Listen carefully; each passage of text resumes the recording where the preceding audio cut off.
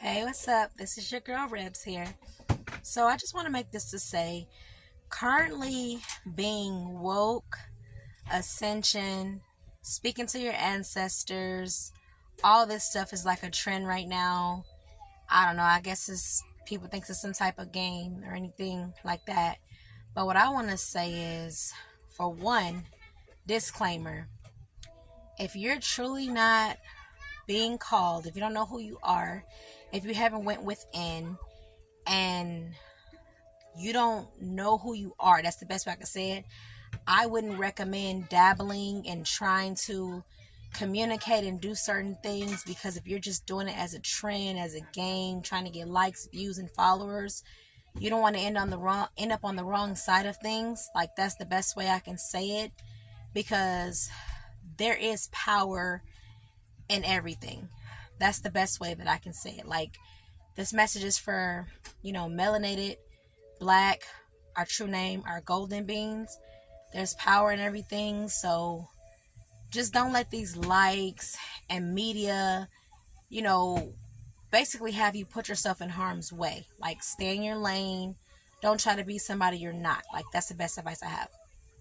Now, what I want to say is, for all the people who saying that they're ascending, they're having these experiences, they're awakening, and all these things like that, I was led by spirit, our spirit team. And when I say our spirit team, I'm just talking about my husband and I's spirit team, to make this video talking about, the title would be, the subject would be, is you cannot take a test in a club. Like, you cannot take a test in a nightclub, like how you would take a test in school.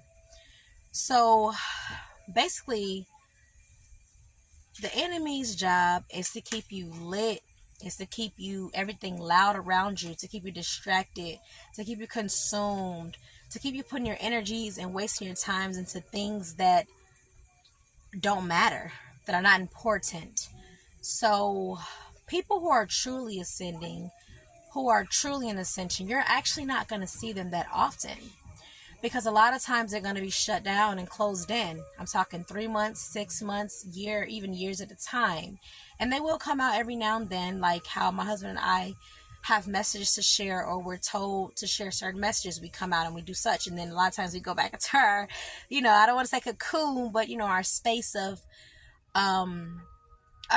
learning. It's a lot of people right now, they're just, they're in the space of trying to be a teacher. And I always say I'm just a student sharing my study guide. And what I realize and know for a fact is, you can't learn if you're always out teaching. If you don't take that silent and quiet time to yourself, then you can't get the correct information, knowledge, and wisdom that you're supposed to be getting for yourself, for your ascension.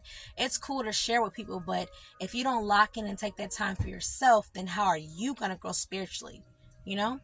So that's what the message was about. Like, you being lit, loud, party, live. The best way to tell if someone truly is on their path of ascension is, they're kind of going to be loners. Because people who really are going through that test and that phase, they're loners, because as they have ascended, as they're ascending and going up that ladder, they're going to drop and lose a lot of people who are not on the same path, who are not going where they're going. And a lot of these people are so popular, so out and about, so loud, so trendy.